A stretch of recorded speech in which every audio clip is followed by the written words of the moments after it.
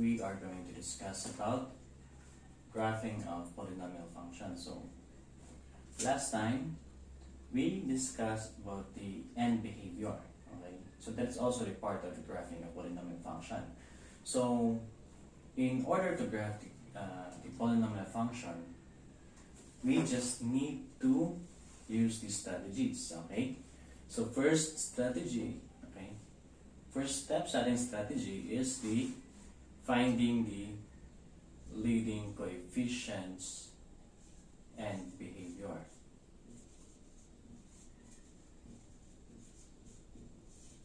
Okay? So, si leading coefficient and behavior natin, yan yung diniscuss natin last time, no? It's either type 1 ba siya, type 2, no? Kung ang increases to the left part or decreases to the right, so parang ganun. Okay? Next natin is to find the x-intercepts and the y-intercepts. Find x and y.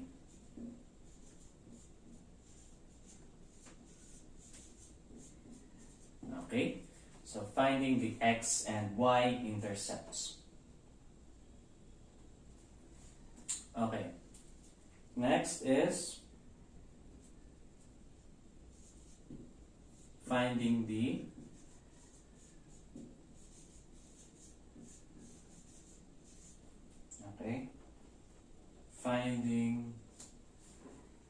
turning point.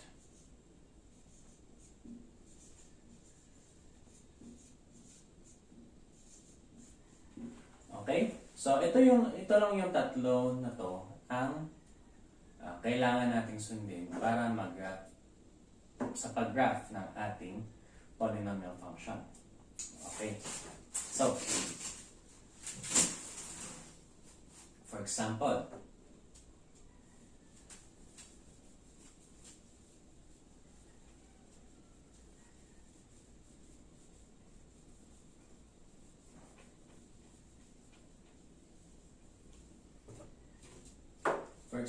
number 1, we have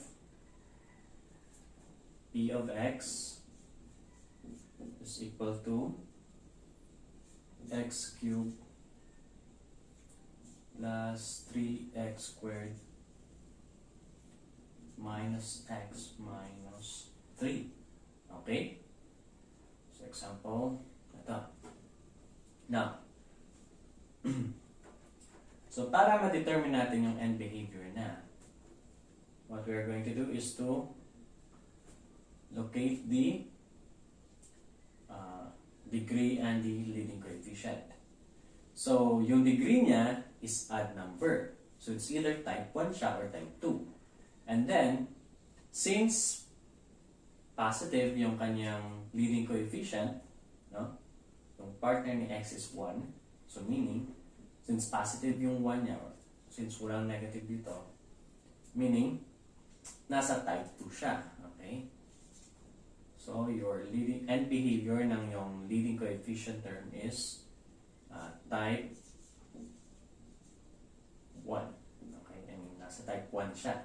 Meaning, yung behavior niya is decreases to the left and rises to the right. Okay? Next, what we're going to do now is to find the x-intercept. Okay? So, in order to find the x-intercept, you just need to equate p of x equal to 0. Okay? So, our p of x is 0, so 0 is equal to x cubed plus 3x squared minus x minus 3. And then, after that, just need to find the values of x. Okay? Para maging 0 siya. So, what we're going to do here, combine like terms natin. Okay? I-group, factored by grouping. Okay? Yan yung gagawin natin. Factoring by grouping. So, ang gagawin ko, i-grupo ko si x cubed plus 3x squared minus x plus 3. Okay? So, bakit siya naging x plus 3? Kasi nga, pinalabas natin to, factor out natin itong negative. Okay? So, nasa labas, magiging negative, and then magiging positive to. So, kung itatranspose mo dito, negative times negative, negative x. And negative times positive, negative 3. Okay? So, ganyan. Then, after that, refactor each group. Okay? So, x cubed plus 3x squared. Anong factor ng x cubed plus 3x squared? We have, palalapasin natin si x squared, and then, ang may iwan na lang is si x plus 3. Okay? Minus x plus 3. Okay. Now, after that, pwede natin ito ulit ma-factor. Okay? So, since kagaya ng ax plus bx is equal to 0, no? Pwede natin siya ma-transpose or ma-factor as a plus b times x is equal to 0. So, same process yung gagawin natin dito. Okay? So, we have now, i-group, i-factor natin to x squared, and then may negative 1 dito, so x squared minus 1 times x plus 3. Okay, ganyan yan. And then, after this, since separated na to, ang gagawin natin is to find the values of x. Okay? Factor out na namin to.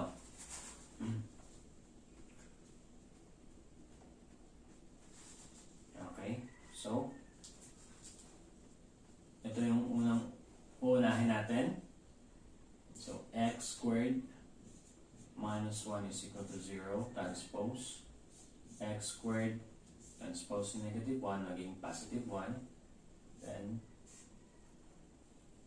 x squared is equal to 1. So, para makuha si x, this is square root natin both sides. Okay? So, the values of your x, the values of your x is equal to positive and negative 1. Okay? So, meaning, dalawang values ni x. So, positive 1 and negative 1. Dito naman, x plus 3 is equal to 0. Then, transpose mo, x is equal to negative 3. So, your x-intercepts are 0.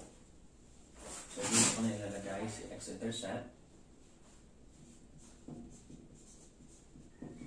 We have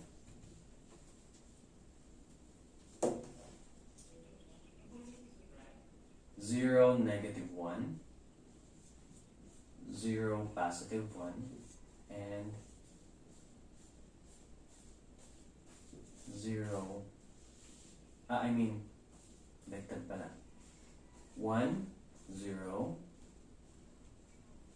negative 1, 0, and negative 3, 0. Okay? So, lahat na ito, okay, itong points na to is makikita natin within the x-axis. Okay? So, part pa rin siya ng graph ng ating polynomial function. Now, after finding the x-intercepts, what we're going to do now is to find the y-intercept. So, simply, in order to find the y-intercept, ito lang yung gagawin natin. So, since ang gagawin natin sa y-intercept is to equate all the values of x into 0. So, lahat ng x dito, isa-substitute mo sa 0. Okay? Meaning, lahat ito is magiging 0. No? From here, 0 cube, 0 pa rin. 0 squared times 3, 0 pa rin. Minus 0, 0 pa din. So, may iwan na lang is negative 3. Meaning, your y-intercept is equal to negative 3 or 0, negative 3. So, yan yung y-intercept mo. Okay? Next, meron na tayong x-intercepts and meron na tayong y-intercept. Okay? So, what we are going to do now is to plot these points. Kasi may mga points na tayo. Yan yung gagamitin natin. So, 1, 2, 3, 4, 5, 1, 2, 3, 4, 5, 1, 2, 3, 4, 5, 1, 2, 3, 4.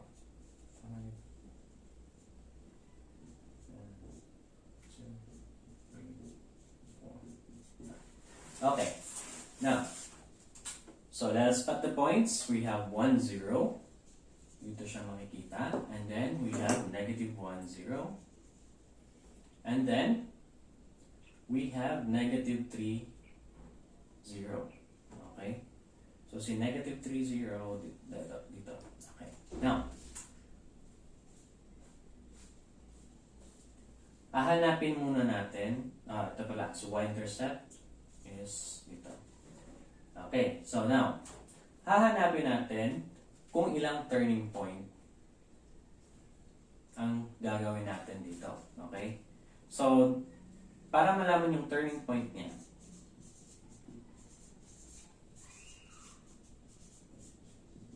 okay, para malaman yung turning point niya, ang gagawin lang natin is to use this formula, n minus 1.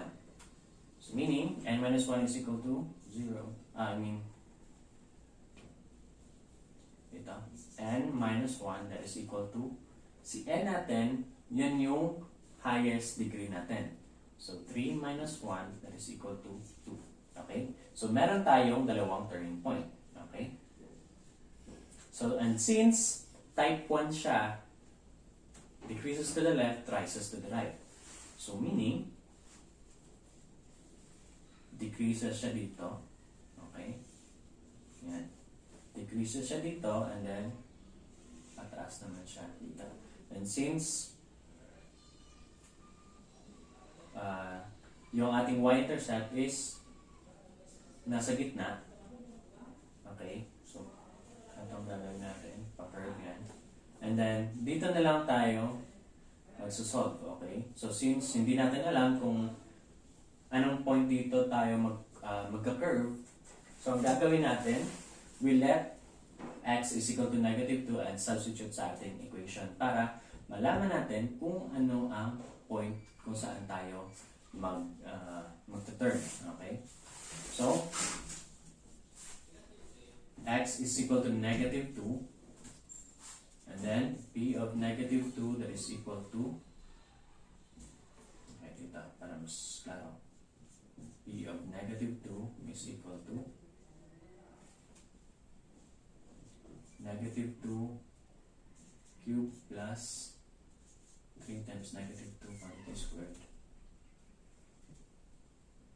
minus x, minus 2 minus negative 2 minus 3. Okay. Now, negative 2 times negative 2, negative 4 times 2, times negative 2, negative 8. Okay, I mean, negative 2 times negative 2, positive 4. And then, negative 4, positive 4 times negative 2 is negative 8. And then, negative 2 times negative 2, positive 4 times 3, we have positive 12 plus 2, since negative times negative, positive, and then minus 3. Okay? Combine like terms, negative 8 minus 3, that is equal to negative 11, plus 14, we have positive 3. Okay? So meaning, the points kung saan tayo magta-turn is, so since the value of our x is negative 2, so negative 2 and positive 3. So yan yung point na kung saan tayo magta-turn. So, saan siya? Negative 2 and positive 3. So yan. And then,